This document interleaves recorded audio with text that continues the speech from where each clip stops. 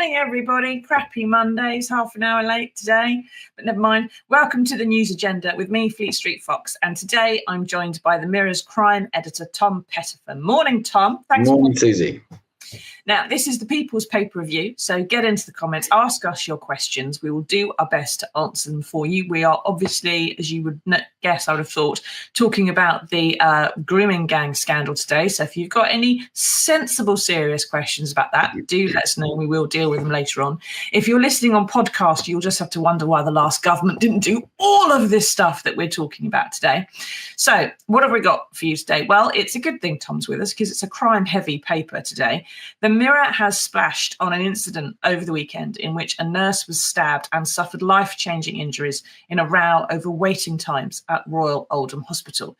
A suspect was arrested and she is recovering, but it's a worrying sign of what the NHS problems are doing to people. Inside the paper, on page 9, Lisa Squire, whose daughter Libby was murdered by a man with a history of indecent exposure, is calling for a mandatory 5-year jail term for flashers to catch and prevent future murders like that, which took her daughter away. Now, Tom, can you take us through this a bit? What's the sentencing for flashing today, if there is one? What's the argument for increasing it? Currently, the maximum sentence for indecent exposure is 2 years, Susie. And I guess the argument for it making it longer is that often these offenders go on and commit more serious crimes, as we've seen in Lucy Squire's case. So it is a big issue, and it's been a big issue, especially since police officer Wayne Couzens was jailed for the murder of Sarah Everard in 2023.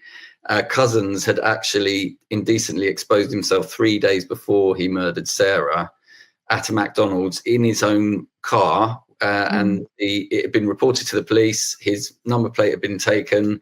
The police could have found out it was a police officer who was in that car immediately, but they didn't, and Couzens went on to murder Sarah. So that really raised this whole issue up. And we know that the police are doing a lot more to try to investigate these cases, but there's still a lot more that needs to be done, and there needs to be more consistency around the country. Yeah. Now, for those of you who can't remember, but maybe the name means something, Libby Squire was a student in Hull when she was killed and raped after a night out with friends. She was on her way home when she caught the attention of a very bad piece of work called Pavel Relevich, who was subsequently convicted of her rape and murder. When that happened, it was found out that, like Wayne, he had had a previous history of indecent exposure and flashing people and had been found out doing various things. I think he was stealing knickers as well, wasn't he, at some point, Tom? That one, it rings a bell. And this is the kind of stuff which I remember when I was growing up a million years ago was considered just dirty old pervy men. And it wasn't, it was something you avoided, but it wasn't something that was treated as a precursor to murder, for example. And it is a bit more now. Minor sexual offences, we know that they do often escalate, don't they, into something more serious. They can build over time if someone isn't stopped, which is Lisa Squire's argument for having a mandatory, much tougher sentence for the more minor crime. But are police finding, your contacts, Tom, are they finding this kind of escalation is happening in a different way now that there is perhaps more access to online pornographic material? I think we're finding the offending is now moving to online. So women are falling victim to cyber flashing, men exposing themselves to women in Zoom calls or online social media, and it can be international. So we have cases of women who are victims in the UK. A man will arrange to meet them for a professional, pretending that it's a professional reason, and then he will expose himself, and then it will turn out that he's in a foreign country, making it really complicated for the police to investigate. So the cyber aspect to the crime makes it even more complex. But I think, as you say, this has always gone on, this type of offending, and it hasn't been taken as seriously as it is now. And I think also police across the country have realised that, well, they've said themselves that there is an epidemic of violence against women and girls, and it goes from domestic abuse, child sexual abuse, to indecent exposure to murder. So one woman is murdered every 3 days in the UK by a man. There's 2 offences against women, 2 violent offences against a woman every minute in the UK. There's 1 million a year. It's a huge problem. So the police have declared it an emergency, and they've set up a specialist unit that is working with forces across the country to try and make a more uniform approach for all forces, so that women get a proper investigation, because at the moment that often doesn't happen, or in the last few years it hasn't happened. And I would say also that indecent exposure, though we do think of it as a less serious offence, it has a big effect on the victim, and can really psychologically cause damage to people. Yeah. I mean, what do you think, everybody? Do you think that a tougher sentence is necessary for what we're going to have to call it a minor crime, because it's not one of the major ones, but it's still pretty devastating? Have you been a victim of flashing? Is this something that you think should it be 5 years? Is that tough enough? Is it too tough? And how's that going to work, considering the state our prisons are in, and the fact that people are often getting released? Now, I know we're going to talk later on, Tom, about inquiries and stuff and about child sexual abuse, but what about the fact, if this is an emergency and there's an epidemic of crimes against one particular group of people in this country, and it's quite a big group because it's the 50% of people who are female, we have a safeguarding minister. We've had lots of calls about inquiries into domestic abuse and so on, which haven't happened. What about a national inquiry into this epidemic of violence against women? Is it enough for the police just to go, well, we're going to have a little task force and do something? Because it's women generally that often aren't believed, or often are told you need to have more evidence of something that's just happened one-on-one. And who records their Zoom call in case they get flashed? I don't do that. Nobody does that. So what about some kind of something more? I think I don't know. I mean, we've had so many inquiries over various issues over the years, and I think people really want to see some action. And I know it's good to potentially, it might make sense to call for a 5-year jail term for this. But really, what people want, I think, is a proper investigation into their allegations, so that the offender is found and dealt with.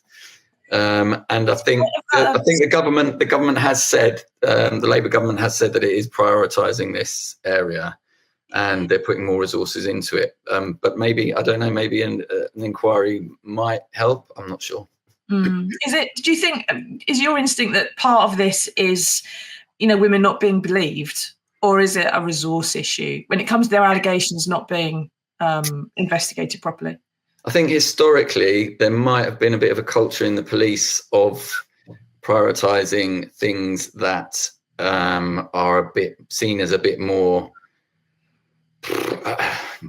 So, for example, terrorism. Okay, so that has always had a lot of resource, and officers, if they wanted to go far in the police, would want to get into the counter-terror unit, and it was seen as the place to be. It wasn't seen as a really brilliant thing for your career to go into working in domestic violence and helping women and girls. So I think that's part of the sort of cultural thing in the police, which has changed. I think it might be also because the forces were male dominated in senior levels in the past, but that's also changing. I think you'll see there's a lot more women senior officers now. So it's partly a cultural thing, but that's also a reflection on us, I guess, as a society.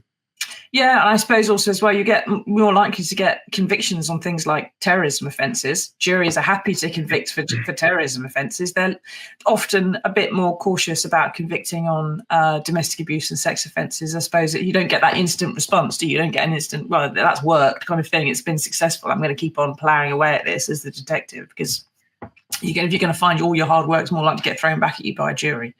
I think maybe that's the thing is, there some talk about thinking again about special sort of sex crime courts or something without juries involved, or was it rape courts?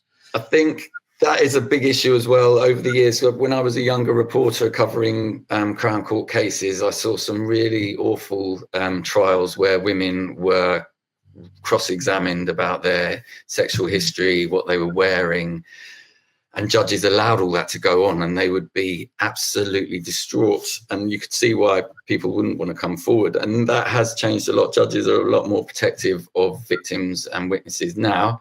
I don't know about having trials without juries is probably going down a bit of a dangerous road, but there certainly is potentially more room for improving the way that victims are dealt with during the sort of criminal justice process.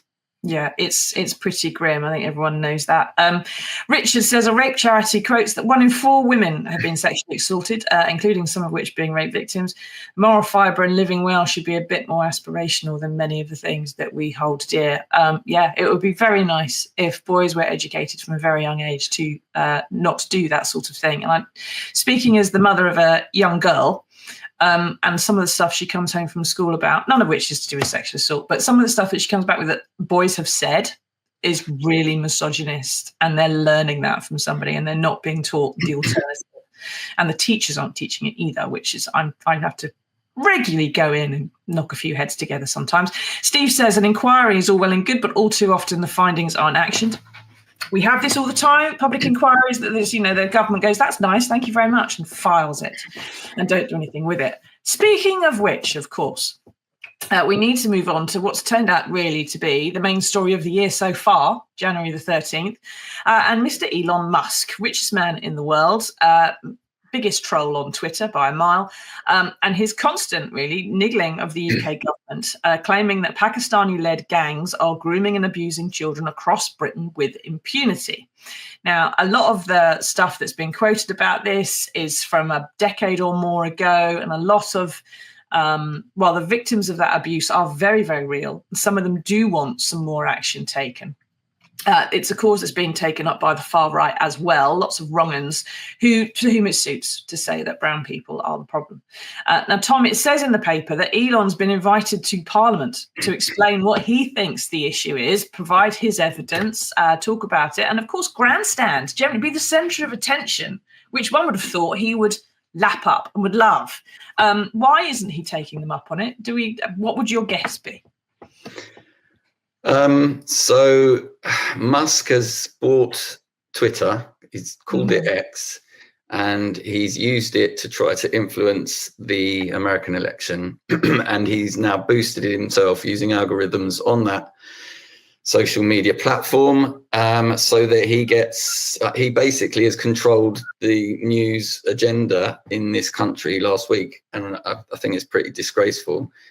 He's obviously a far right sympathizer, and he's using child sexual abuse as a political weapon, basically. And I spoke to the chief executive, excuse me, of the National Association of People Abused in Childhood last week, and she said it was despicable that he is weaponizing abuse, and it's very, very sad. It's actually upsetting a lot of survivors. So I do realise that there are valid issues, or were valid issues, probably still are issues around certain groups targeting girls and women, and we saw some figures from the National Police Chiefs Council last week showing that there was a slight over representation of individuals of Pakistani descent in some of the grooming gang offences, but then the vast majority of offenders are white.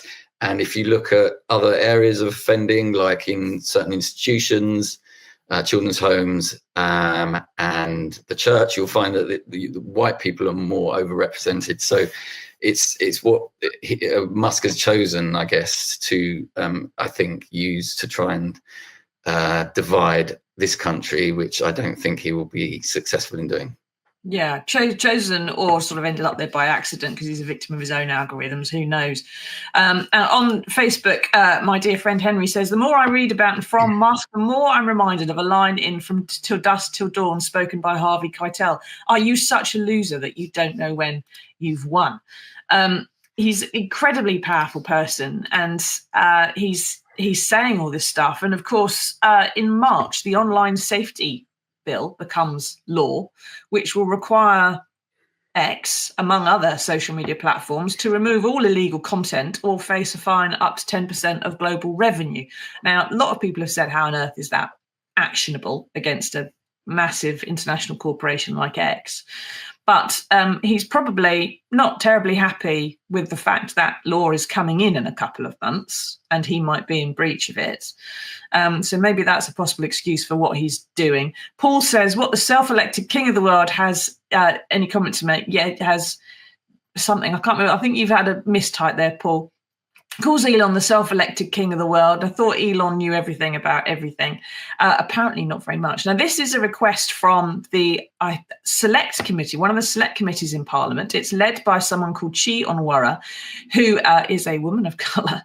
So I'm sure Elon would love the idea of giving her evidence about this. And she's also a former electrical engineer. She's incredibly clever. Harpoon says, why wouldn't you go to Parliament to explain all this? I suppose Elon is a very busy man, Tom. He's got other things he would like to be doing rather than come to Parliament and do all this. But if he really wants to influence politics, then part of that, whether in the US or here or Germany or elsewhere where he's doing this, is talking to the politicians, not just tweeting at them, actually turning up and affecting how the levers of democracy work. He's going to have to give evidence, you'd have thought, to some scrutiny committees and Capitol Hill at some point. Is there any chance, do you think, that he might catch one of his flights to the UK and actually want to, come and roast these people in person? I can't see it happening, actually, Susie. I mean, he might surprise us, but I think he much prefers firing off tweets in the middle of the night from wherever he is in the States with his new presidential chum, hopefully deregulating even more in the US. And as you say, that's what he's driven by money, as we know Trump is, and what he wants is deregulation. So, he's criticised the legacy media, as he calls it here in the UK, for not reporting on these grooming gangs in various cities around the country. But we know that Andrew Norfolk of the Times did some brilliant journalism on this over many years, more than a decade ago. So it's been covered really well, actually, in the UK. And just, as you say, he's also come to this 10 years late. And why is he suddenly tweeting about it out of the blue? What's his actual motive? That's what we have to ask ourselves. Yeah, it's all a bit confusing. And there are people who perhaps haven't heard or seen some of that reporting from a decade ago when it was up in the news, who think that, well, it's not in the paper today, or it's not there. It's not being covered. He's quite right. It's because it is, some of it is very historic. TWG12, possibly not their real name, says, why would Elon engage with a broken parliamentary system? It's a waste of time. Better to put his opinions to the people without a bureaucratic middleman. Why does he have to give us his opinions any more than you do, TWG12? He's unelected. He's not someone who's able to write laws or change laws, and he's having a huge influence on things. And just because you may or may not agree with him does not mean he should have that influence. If he was a billionaire with a alternate view of a different political stripe, would you say it was fine for him to go off and start kicking prime ministers and get them to change their view on things? The point is, though, I suppose, Tom, it is kind of having that impact.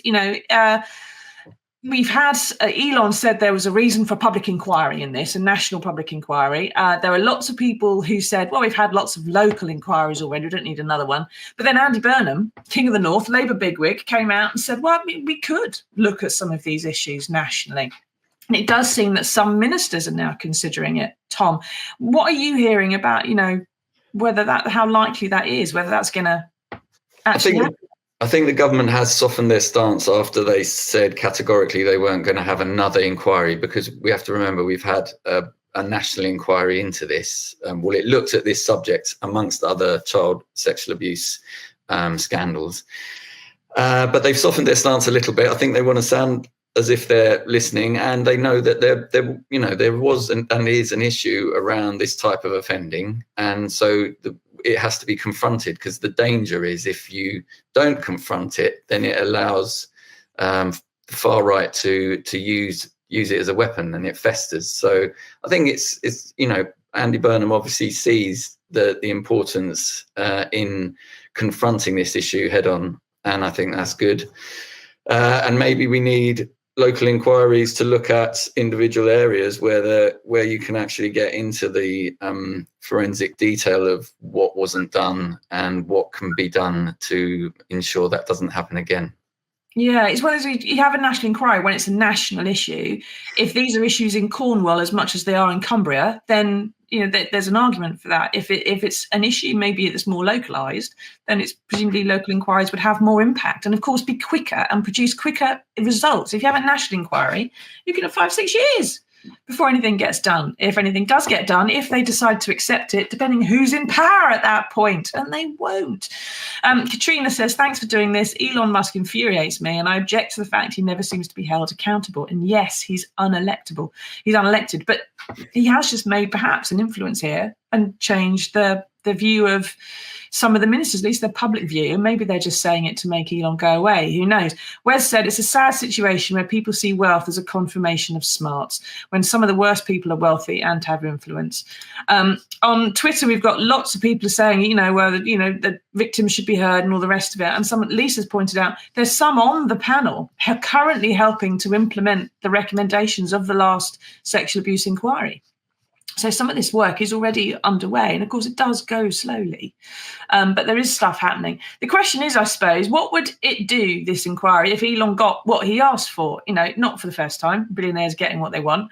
A lot of the offences and crimes that people can quote, Oldham, Rotherham, other places, they can quote because they got investigated and convicted, can't they? That's why, and it was in the legacy media at the time. There was a local inquiry which would have found things wrong, and that got publicised as well. Is it possible that despite all the publicity and the fact that Keir Starmer apparently changed some of the rules to make these prosecutions more likely at the time when he was head of the prosecution service, is it possible there are still gangs like that operating in the UK, Tom, that this is still a big problem? It's not something that was fixed a decade ago. There are still gangs. A senior police officer, retired police officer from Oxford, who he headed a huge operation against one of these gangs, or so-called gangs, that ran over 9 years, and they convicted 21 men, sent to jail for 250 years. He said last week that this is still a problem, still going on across the country, and sadly it will be still going on across the country. It's a question of police forces and social services working together to combat it, I guess, because it will always be an issue, and it's a question of being vigilant and accepting that there is a problem. Obviously you can't fix it if you don't accept that there is one. Previously there were times where victims weren't believed. They were they were vulnerable people, children, who weren't believed. But I think now there's a much better approach to individuals who come forward. So hopefully it can be, we have a better systems now in place. But always things can be improved. And I think it is important to just ask the question, what's happening? What are we doing enough?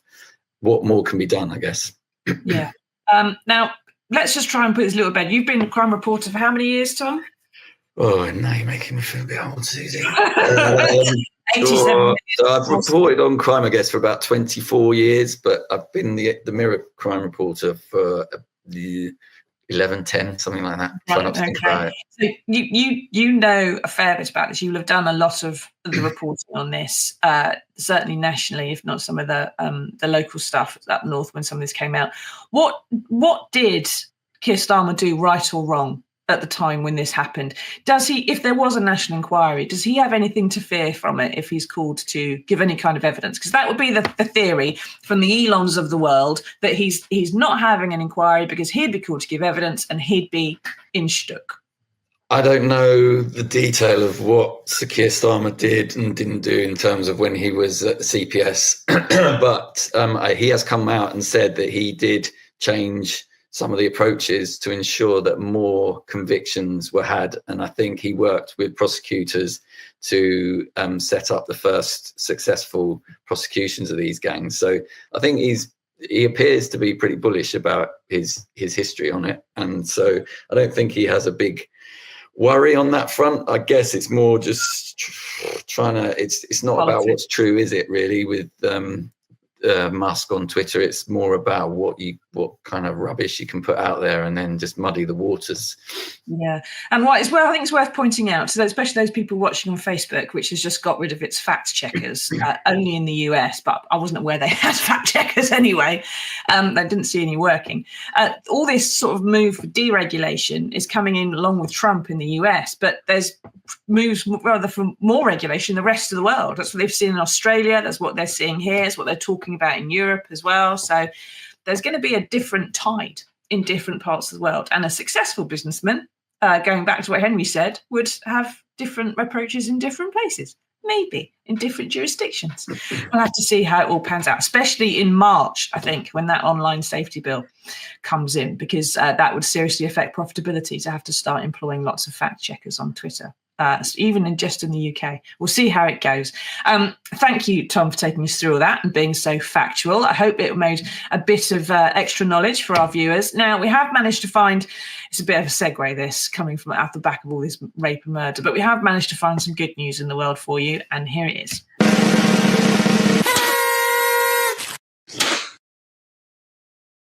Right, cleanse your brains a bit. It's the new year. You're probably watching in your social media feeds lots about getting healthy and going to the gym and going on a diet, doing some wall Pilates or something. Some of you might even be thinking about doing it. But this year is the 70th anniversary of the day when three men who admitted they were not the world's best athletes, but were desperate to represent Cambridge University at a sporting event, decided to invent a whole new game so they could. And it was called Tiddlywinks, and they could play it while sitting down in the pub.